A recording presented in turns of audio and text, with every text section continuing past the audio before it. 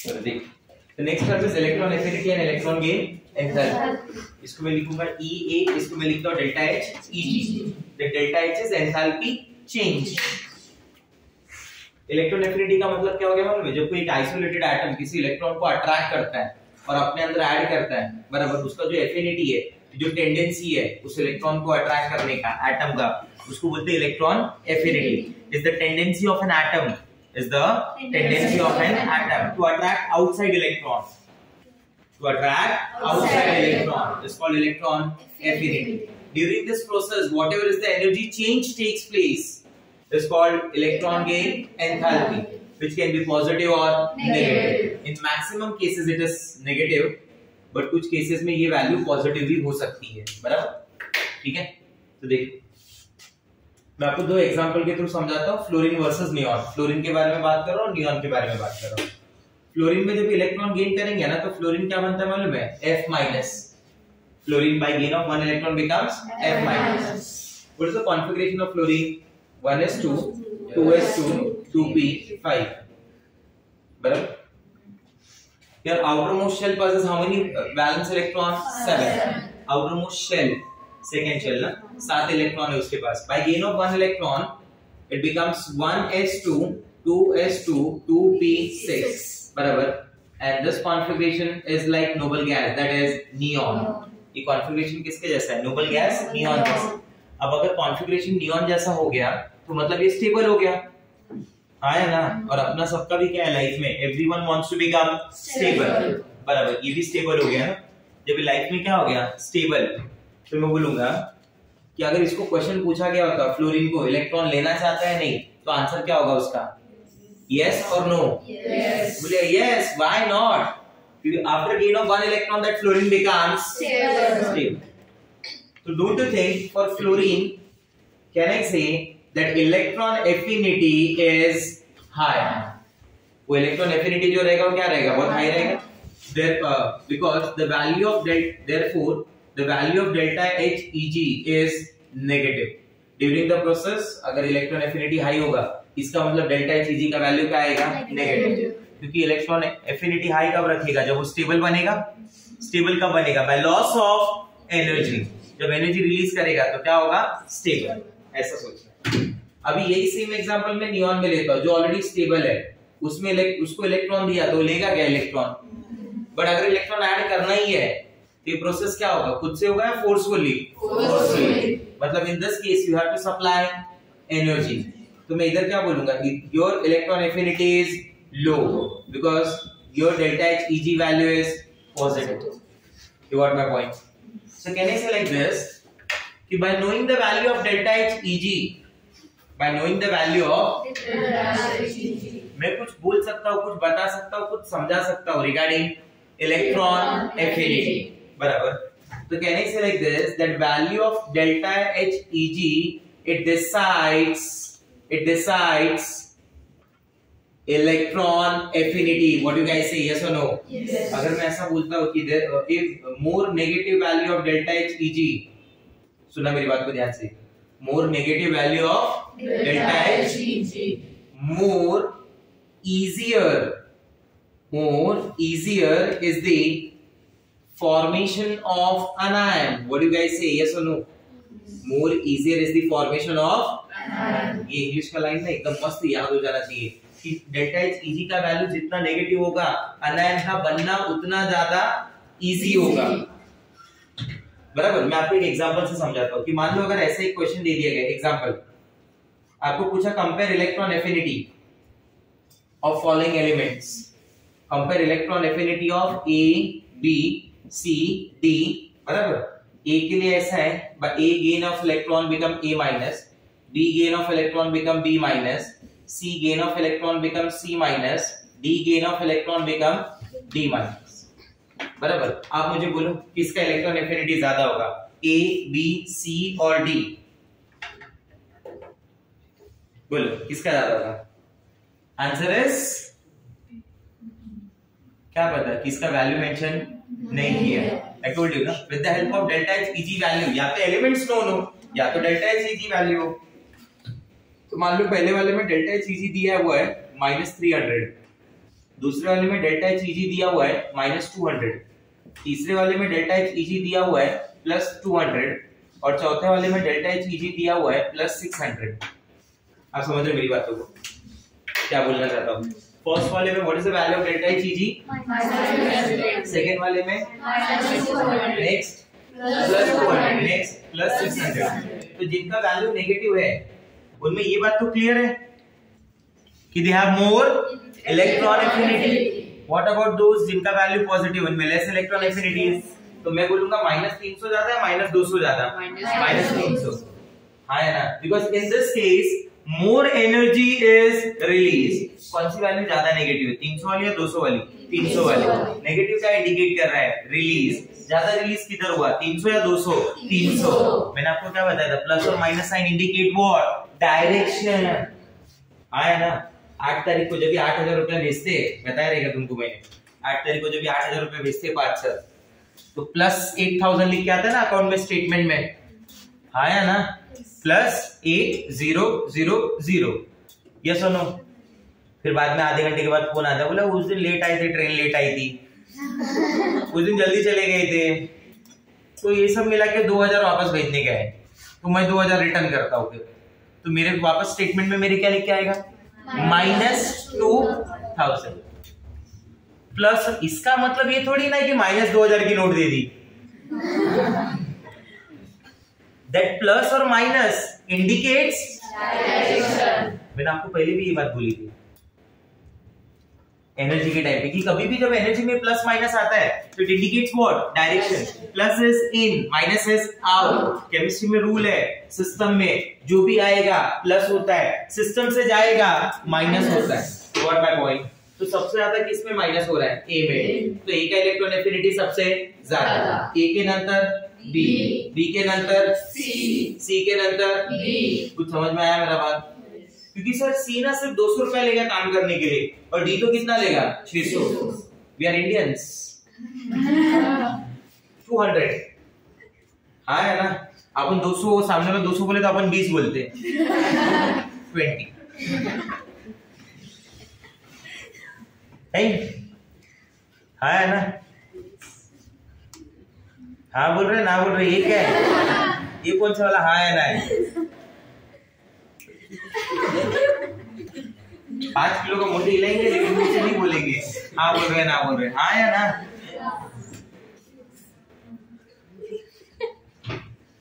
बोला अभी अब असलियत जानी गए तो फिर क्या, अभी छोड़ो। नेक्स्ट देखिए, what are the factors which can affect electron affinity? Let us understand. The first factor is the radius. अगर एटम का रेडियस बढ़ेगा तो न्यूक्लियस से बाहर की दूरी क्या होगी, बढ़ेगी। तो उसका अट्रैक्शन पावर न्यूक्लियस का बाहर के इलेक्ट्रॉन पे कम होगा या ज्यादा होगा, कम होगा। I told you what कि अपना inorganic chemistry never believes in long distance relationship. दूरी बढ़ रही है, अट्रैक्शन खत्म हो गया, बात खत्म हो गई उसकी, ठीक है। पॉइंट नंबर 2, Z इफेक्टिव का क्या रोल है? As the Z effective increases, that electron affinity also increases, because in this case that nucleus become more and more dominating in nature.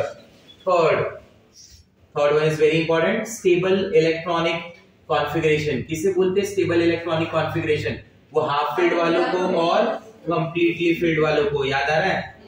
Half field and fully field, बराबर। तो ऐसे एक example मैं आपको देके बताता हूँ।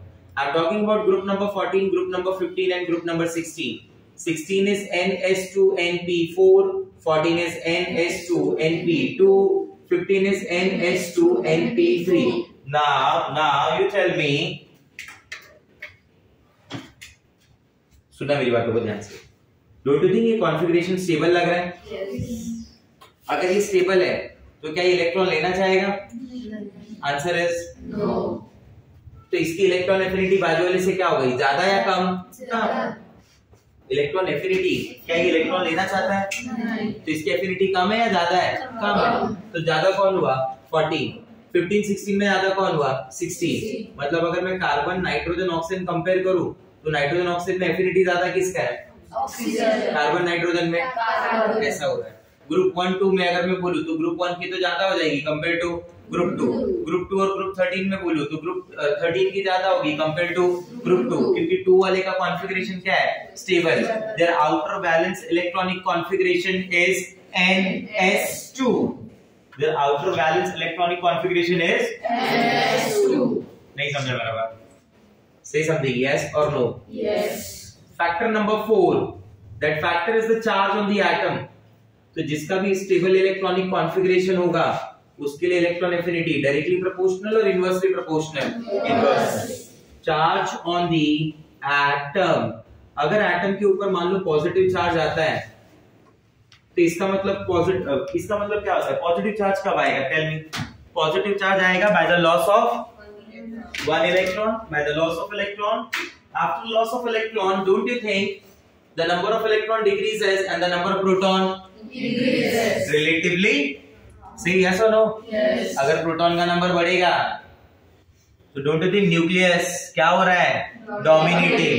न्यूक्लियस डोमिनेटिंग हो रहा है तो इनडायरेक्टली Z इफेक्टिव बढ़ रहा है, इलेक्ट्रॉन एफिनिटी बढ़ेगा। As the positive charge increases, electron affinity तो समझ में आ रहा है मेरा बात? हाँ या ना? What about the negative charge? जितना नेगेटिव चार्ज आएगा, जितना नेगेटिव चार्ज बढ़ेगा, electron affinity goes on decrease. So what is the trend followed? Tell what is the trend followed here? क्या ट्रेंड फॉलो होगा मालूम है? जब मैं लेफ्ट टू राइट जाऊंगा, लेफ्ट टू राइट, तो लेफ्ट टू राइट में ना ये फैक्टर डोमिनेटिंग होता है Z इफेक्टिव का, तो Z इफेक्टिव बढ़ेगा मतलब इलेक्ट्रॉन एफिनिटी बढ़ेगा। बोलो हाँ या ना? मतलब अगर मैं लिथियम से शुरुआत कर रहा हूं तो फ्लोरीन की तरफ ज्यादा इलेक्ट्रॉन एफिनिटी किसकी? फ्लोरीन। समझ आ रहा है बात? ठीक है। अब मैं अगर टॉप टू बॉटम बात करता हूं, टॉप टू बॉटम, लिथियम से सीजियम, लिथियम टू सीजियम, तो top to bottom that electron affinity decreases. Why? Because the size goes on Increasing. Size goes on Increasing. आया समझ में? क्योंकि रेडियस के साथ उसका रिलेशन क्या है? इनवर्स। अब आती है बात किसकी? जो सबसे मेन है, कौन? एक्सेप्शन यानी धोखा। और धोखा ना मिले तो हो नहीं सकता। आया ना? यस बोलो। ठीक है, तो देखो सबसे पहला धोखा, दैट फर्स्ट धोखा is related with the group number 2, group number 15 and group number 18। तीनों नंबर में कुछ अलग लग रहा है?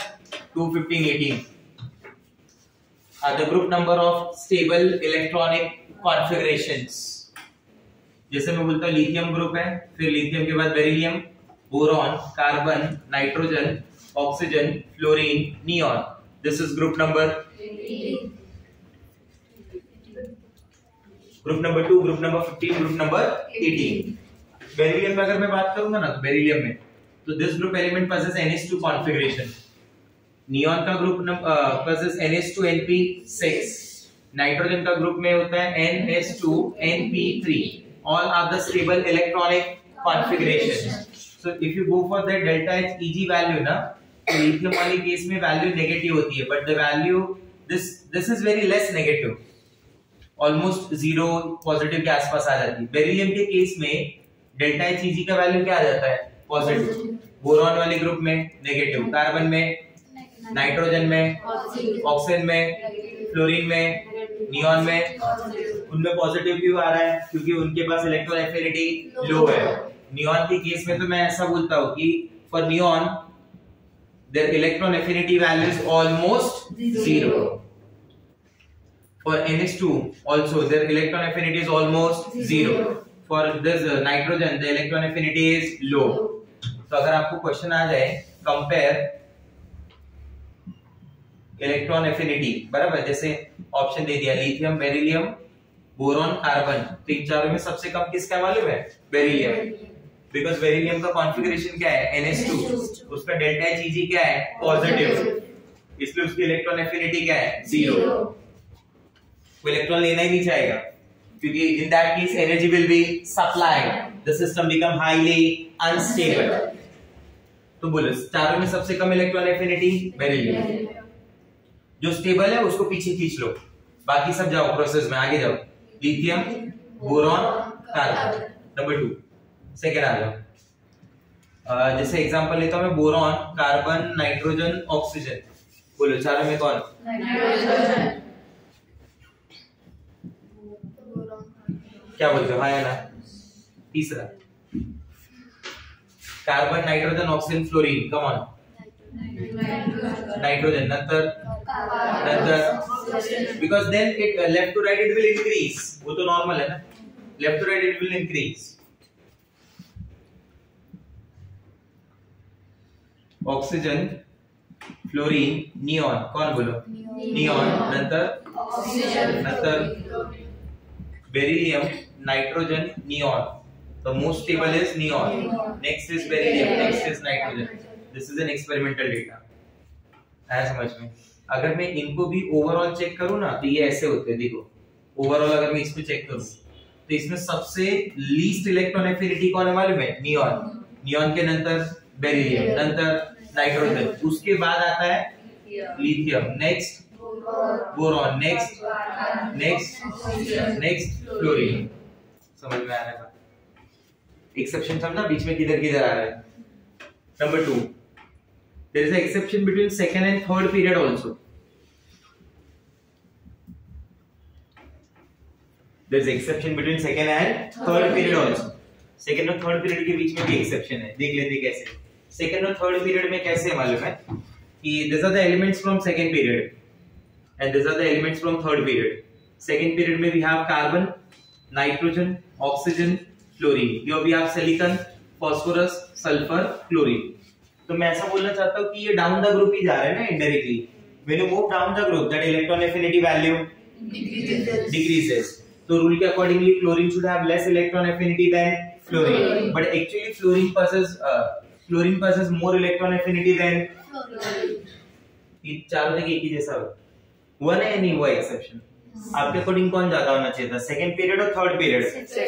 बट ज्यादा कौन है? Now what is the reason behind that?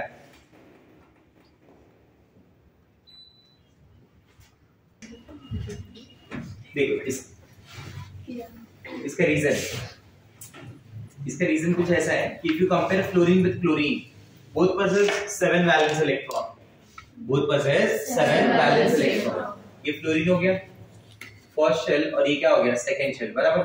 This is number 1, this is number 2, number 3, number 4, number 5, number 6, number 7। Chlorine के केस में ना ये साइज बड़ा है, बराबर। First, second, third electron number 1, number 2, number 3, number 4, number 5, number 6, number 7। Now you tell me कि दोनों में अगर आउटर शेल में 7 इलेक्ट्रॉन है तो किधर आपको इलेक्ट्रॉन डेंसिटी ज्यादा दिख रहा है, मतलब कम वॉल्यूम में इलेक्ट्रॉन ज्यादा दिख रहे हैं, ऐसा कुछ? फ्लोरीन। ये बहुत भरा भरा लग रहा है ना, ये फुल एकदम रिलैक्स जैसा लग रहा है। तो in case of fluorine electron density if you compare ना, तो your electron density is high whereas your electron density is low. अगर इधर इलेक्ट्रॉन डेंसिटी हाई होगा ना तो इधर प्रॉब्लम क्या मालूम है, that incoming electron experiences more repulsion and here that incoming electron will experience less repulsion. मतलब एक छोटा सा रूम है, उसमें 7 लोग रह रहे हैं, 8वां पे एंटर कर लिया, बराबर, तो उनके बीच में ज्यादा प्रॉब्लम होगी। अगर वही रूम बड़ा है और 7 लोग एंटर कर रहे हैं, बराबर, 8वां आएगा तो भी प्रॉब्लम होगी, बट उतना नहीं होगा जितना छोटे वाले रूम में, है ना। और बिग बॉस तो इतना बड़ा रूम है, प्रॉब्लम होता है कि नहीं, जैसे कोई नया आ जाता है। यस बोलो, देख रहे कि नहीं बिग बॉस तुम लोग? झूठ मत बोलो। एक छोटा सा बच्चा है, उसका क्या नाम है? अब्दू ना। अरे रील्स बनाता रहता ना, बच्चा आया ना छोटा सा, नहीं दिखे क्या उसको? नहीं, उसका देखो एडवर्टाइज आता रहता है, कुछ तो अच्छा ही नाम है उसका, फेमस है वो। और कौन है जो फेमस है उसमें?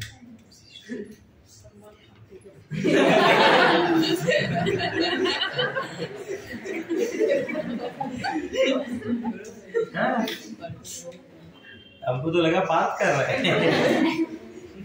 देखो, तो इनकमिंग इलेक्ट्रॉन में क्या होगा, this incoming electron will experience more repulsion, the other one will, उधर का जो बाहर वाला है उसको लेस रिपल्शन मिलेगा ना। तो किसमें फिजिबल इलेक्ट्रॉन ऐड करना, मोर रिपल्शन में लेस रिपल्शन में? लेस में ना, मोर में नहीं फिजिबल है। तो किसकी electron affinity of fluorine and electron affinity of chlorine when you compare, कौन ज्यादा हो जाएगा? Chlorine. You got my point? ऐसा क्लोरीन का इलेक्ट्रॉन एफिनिटी ज्यादा होगा कंपेयर टू क्लोरीन का इलेक्ट्रॉन एफिनिटी। समझ रहे मेरी बात?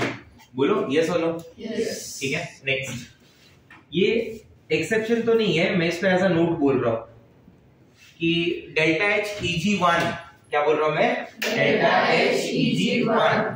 डेल्टा एच Eg1 का अगर मैं बात करूं, डेल्टा एच Eg1 समझता है ना, जब इलेक्ट्रॉन ऐड होगा तो उसकी पहली जो एंथैल्पी है वो पॉजिटिव भी हो सकती है, बराबर, वो नेगेटिव भी हो सकती है। बट जब आप डेल्टा एच Eg2 का बात करोगे तो this delta Eg2 is always positive. Example, जैसे मान लो ऑक्सीजन से O माइनस बन रहा है, तो ये क्या हुआ? डेल्टा एच Eg1 ना। ऑक्सीजन के केस में मैंने आपको क्या बताया कि ऑक्सीजन के केस में डेल्टा एच Eg वैल्यू क्या आती है? नेगेटिव। तो मैंने बोल दिया कि ये नेगेटिव है। बट यही जब O माइनस से O-2 बनेगा तो in that case that delta H Eg2 value is always, why? मैं स्टेटमेंट फॉर्म में बोल रहा हूं, second electron gain enthalpy for a neutral atom is always positive. क्योंकि जब आपका पहला इलेक्ट्रॉन एंटर होता है ना तो ऊपर माइनस का चार्ज आता है, बराबर। अब जब दूसरा एंटर होगा ना तो उस माइनस को वो माइनस का चार्ज है ना अपने पास, ये इलेक्ट्रॉन है, इन दोनों के बीच में क्या होगी? रिपल्शन, सिमिलर चार्ज होने की वजह से। And this repulsion is dominating over all other force of attractions. अगर उसके अंदर कोई दूसरा फोर्स ऑफ अट्रैक्शन भी है, बराबर, जो उसको फिजिबल कर रहा है प्रोसेस को, फिर भी ये जो रिपल्शन है O माइनस और इलेक्ट्रॉन के बीच में, बराबर, ये हमेशा डोमिनेटिंग रहेगी, ये हमेशा डोमिनेटिंग रहेगी। O माइनस गेन इलेक्ट्रॉन, ये वाला प्रोसेस हमेशा क्या होगा? पॉजिटिव।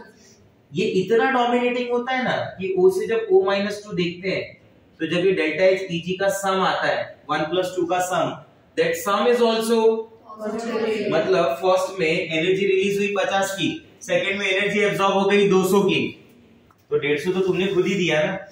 पहले में मिला कितना? 50, दूसरे में गया कितना?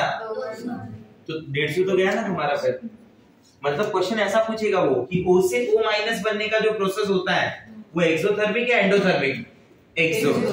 O- से O-2 बनने का प्रोसेस इज एंडो। O से O-2 बनने का प्रोसेस इज आल्सो एंडो।